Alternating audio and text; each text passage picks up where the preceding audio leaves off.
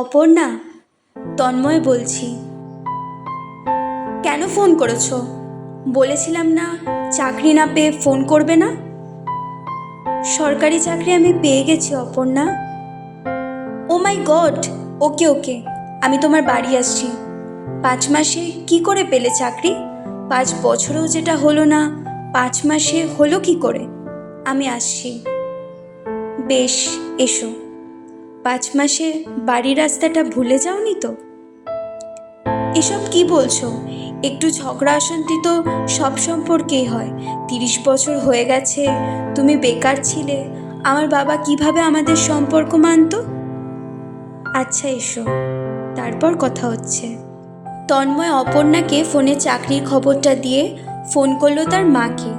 মা কিছুদিন আগে চলে গিয়েছিল দিল্লি। তন্ময়ের দাদা এখানে চাকরি না পেয়ে দিল্লি চলে যায় বছর 2 আগে। একটা মেয়েকে প্রেমের জালে ফাঁসিয়ে বিয়ে করে। এখন শ্বশুরের ব্যবসা সামলায়। তন্ময়ের মা দিল্লিতে দাদার কাছেই থাকছে। বছর খানেক হলো। বাবা মারা যাবার পর অল্প পেনশনের টাকায় ঘর চলছিল না আর। বাজারে সব কিছু অনেক দাম।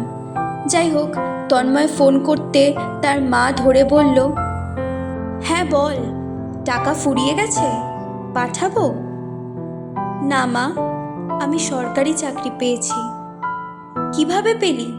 আসছি আমি, দাদাকে বলি যদি ফ্লাইটের টাকাটা দেয়।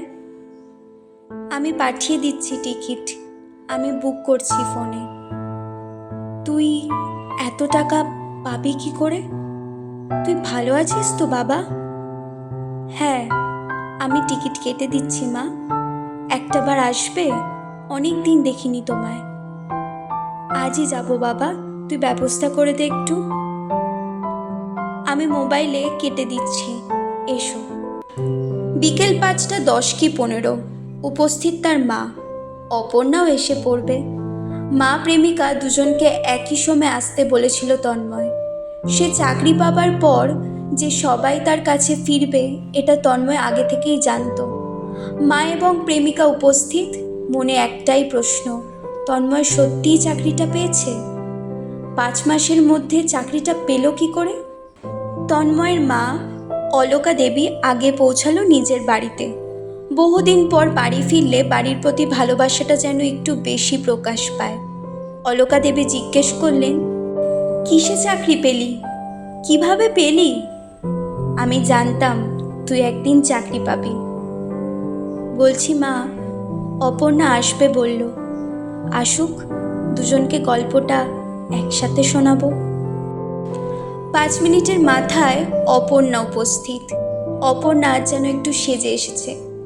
5 মাস আগে অপর্ণা সম্পর্কটা নষ্ট করেছিল। এখন তন্ময় সরকারি পেয়ে গেছে, তাই এখন সম্পর্কটা ঠিক করতেই হবে। তন্ময়ের মতো ভোলাভালা ছেলেকে ইমপ্রেস করা কোনো ব্যাপারই না। অপর্ণা জানে তন্ময় রূপ দেখলে নিজেকে সামলাতে পারে না। অপর্ণা এসেই জড়িয়ে ধরল, একটা চুমু দিল তন্ময়ের গালে। চুমু খেয়ে বলল, আমি জানতাম সোনা তুমি চাকরিটা পাবে। কারোর জন্য না হোক, আমার জন্য পাবে তুমি। আমি জানতাম। এসো ভেতরে। সরি সোনা, লাস্ট 5 মাসের জন্য। কিন্তু একটাই প্রশ্ন, তুমি চাকরিটা পেলে কি করে? 5 বছরে যেটা হলো না সেটা 5 মাসে হলো কি করে? বসো, মাও এসেছে, তোমাকে আর মাকে গল্পটা একসাথে বলবো। তন্ময় মাকে অপর্ণার পাশে বসতে বলল। রান্নাঘর থেকে 2 প্লেট মিষ্টি আনলো, সঙ্গে আনলো কোল্ড ড্রিঙ্কস। অলকা দেবী বললেন, এসব কি করছিস? এত কিছু করলি কেন? পাগল হয়ে গেছিস নাকি? অপর্ণাও হঠাৎ করেই জল মিষ্টি আনার ঘটনায় অবাক হলো। তন্ময়ের চালচলন এবং ব্যবহারের অস্বাভাবিক পরিবর্তনে অবাক হয়ে বলল, তন্ময়, কি হয়েছে? আরে চাকরি পেয়েছি, একটু মিষ্টি মুখ হবে না? আর সাসপেন্স রেখো না, প্লিজ বলো, সত্যিই তুমি চাকরিটা পেয়েছো? কিভাবে পেলে? আরে খাও এগুলো, বলছি। তন্ময় বসলো অলকা দেবী এবং অপর্ণার সামনের চেয়ারটায়। অপর্ণা এবং অলকা দেবী জিজ্ঞাসু দুটি চোখ নিয়ে তাকিয়ে আছে। 5 মাসে সরকারি চাকরি পেল কি করে? 30 বছরের সদ্য চাকরি পাওয়া তন্ময় বলতে শুরু করলো শুরু থেকে। দেখো মা, আমার 26 বছর অবধি কোনো অসুবিধা হয়নি। বাবা বেঁচে ছিল। 23 বছরে এমটেক শেষ করার পর চাকরির জন্য পরীক্ষা দেওয়া শুরু। আমি ইঞ্জিনিয়ারিং স্টুডেন্ট হলেও ক্যাম্পাসিং তো এখন সব কলেজেই বন্ধ হয়ে গেছে। আমার হাতে সরকারি চাকরি ছাড়া কোনো উপায় রইল না। পড়তে শুরু করলাম, অনেক পড়লাম, দিনরাত শালা এক করে দিলাম। তবু আশা ছাড়িনি। রেজাল্ট বেরোলো একে একে। কোনো পরীক্ষার রেজাল্টে আমার নাম দেখতে পেলাম না। পরে দেখলাম 100 জনের মধ্যে 50 জনই ঘুষ দিয়ে চাকরি পেয়েছে। ইঞ্জিনিয়ারিং পড়াতে গিয়ে বাবার ব্যাংক ব্যালেন্স শেষ। 50 লাখ কেন, 50,000ও বাবার ব্যাংক ব্যালেন্স ছিল না।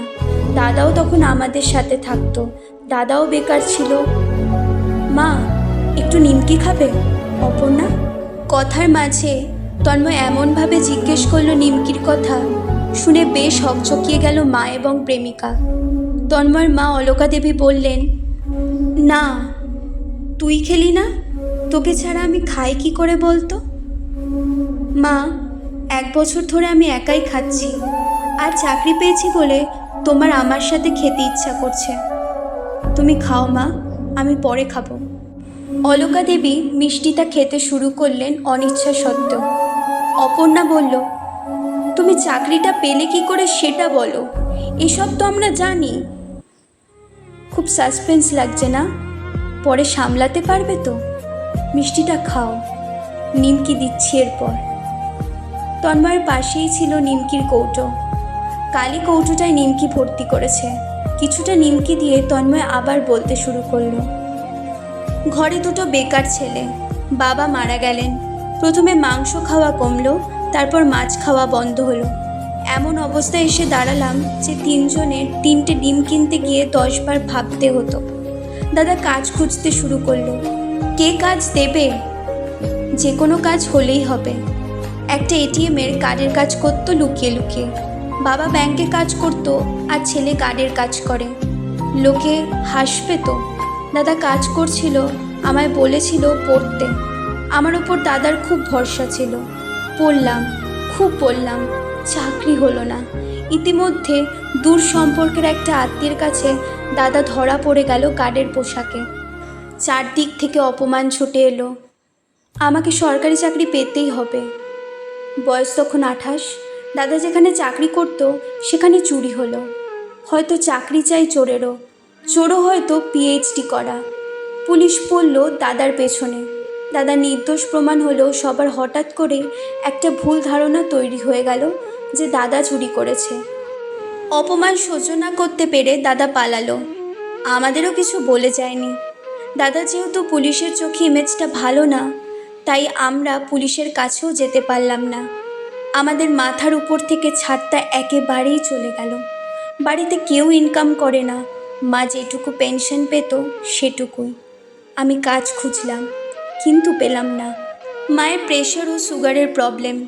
পেনশনে 4,000 টাকা ওষুধ এবং ডাক্তারের পেছনে যায়। বাকি 1,000 টাকা সারা মাসের খাওয়া খরচ।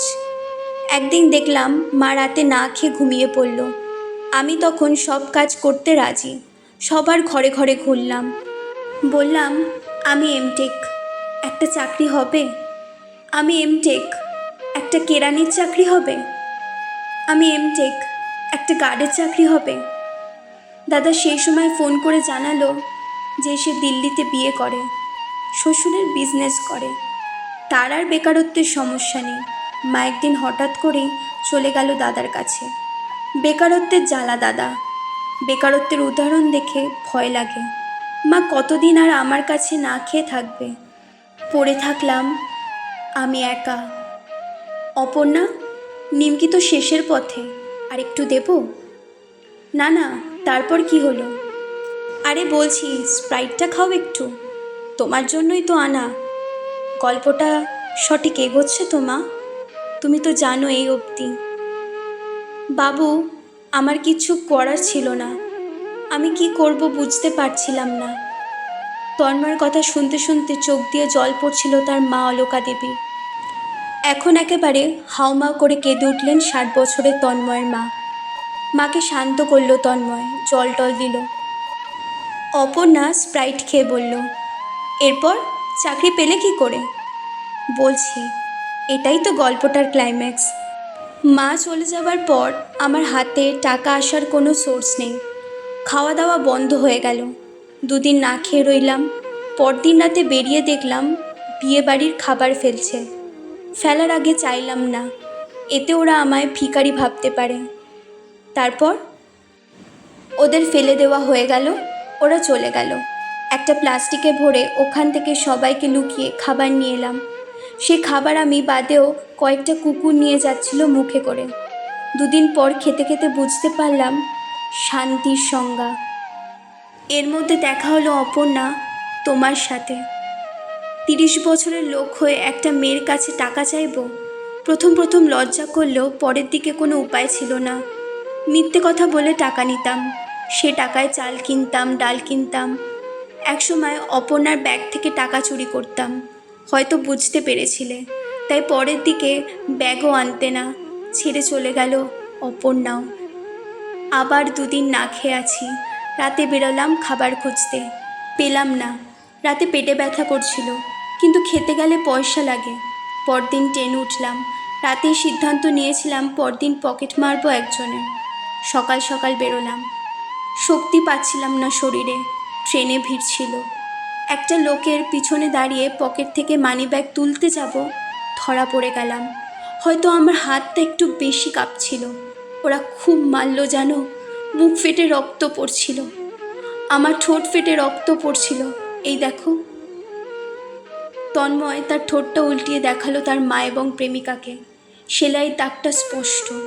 হাঁ করে দেখছে অপর্ণা। অলকা দেবীর চোখ থেকে টপ টপ করে জল পড়ছে। তন্ময় ঠোঁটটা দেখিয়ে বলল, অপর্ণা, কোল্ড ড্রিঙ্কসটা শুধু তোমার জন্য এনেছি। আমার মা খাবে না, আমার খাওয়া বারণ আছে। সে খাওয়া যাবে পরে, আগে বলো তারপর কি হলো? এরপর আমি জেলে গেলাম। 3 মাস জেল খাটলাম। ওরা মারতো বেল্ট দিয়ে, লাঠি দিয়ে। 3 মাস পর বাড়ি ফিরলাম। এই 4টে দেওয়াল ছাড়া আমার কাছে কিছুই ছিল না। বাড়িটাও বিক্রি করা যাবে না। বাড়িটা মায়ের নামে লেখা। খাবো কি? জেলে তাও ফ্রিতে খেতে পেতাম। আমার আর কষ্ট সহ্য হচ্ছিল না। আমি এমটেক। জেলে খবর পেয়েছিলাম বেসরকারি নার্সিং হবে নাকি কিডনি বিক্রি করা যায়। কিডনি ভালো থাকলে 10 লাখ টাকা পাওয়া যায়। প্রথমে আমি ব্যাপারটা মজার ছলে নিয়েছিলাম। ছোটবেলায় মজা করে বলতাম কিডনি বিক্রি করে ক্যামেরা কিনব। কিন্তু পেটের জ্বালা বড় জ্বালা। আমি হাসপাতাল গেলাম। ডাক্তার জানালো কিডনি বিক্রি করা যায়, টাকাও পাওয়া যায় 10 লাখ। ডাক্তারের কথা শুনে মজাটা সিরিয়াস সত্যি হয়ে গেল আমার ক্ষেত্রে। পরীক্ষা করে ডাক্তার জানালো আমার একটা কিডনি না খেয়ে খেয়ে খারাপের পথে, আরেকটা কিডনি ভালো আছে। ভালো কিডনিটা বেচে দিলে খারাপ কিডনিটা নিয়ে আমি 3 মাসের বেশি বাঁচব না। কিন্তু বিশ্বাস করো মা, আমি কিডনিটা না বেচলে 1 মাস না খেয়ে মরে যেতাম। হাতে 10 লাখ টাকা, 3 মাস খরচ করতে হবে। 8 লাখ টাকা দিয়ে সরকারি চাকরি নিলাম। এখনও 2 লাখ টাকা বেঁচে আছে। এই দেখো মা। বলে তন্ময় জামাটা তুলে পেটে কিডনির জায়গাটা দেখালো। একটা অপারেশনের দাগ স্পষ্ট। আর পারছি না আমি। আর কষ্ট দিস না প্লিজ। কষ্ট কিসের মা? তোমার ছেলে আর বেকার না। তোমার ছেলেকে আর কেউ বেকার বলতে পারবে না। কত টাকা আছে, আর আমাদের কষ্ট হবে না। কিডনিটা না বিক্রি করলে তোমার মুখটাও হয়তো আর দেখতে পেতাম না। কোনো অভাব নেই আর। আমায় আর ভাগার থেকে খাবার খেতে হয় না। আমায় পকেট মারতে গিয়ে ধরা পড়তে হয় না। অপর্ণাও সেজে গুজে এসেছে। কিডনি বিক্রি করেছি বলেই তোমাদের নিমকি কোল্ড ড্রিঙ্কস খাওয়াতে পারলাম। জীবনের শেষ 3 মাস আমার জীবনের সব থেকে ভালো সময় যাবে। আমি সরকারি চাকরি করি। ও মা, একটা মিষ্টি দেব? অপর্ণা, কোল্ড ড্রিঙ্কসটা শেষ করো প্লিজ। কিডনি বিক্রির টাকায় কেনা, নষ্ট করো না। কলমে সোম শুভ্র সরকার, কণ্ঠে তানিয়া।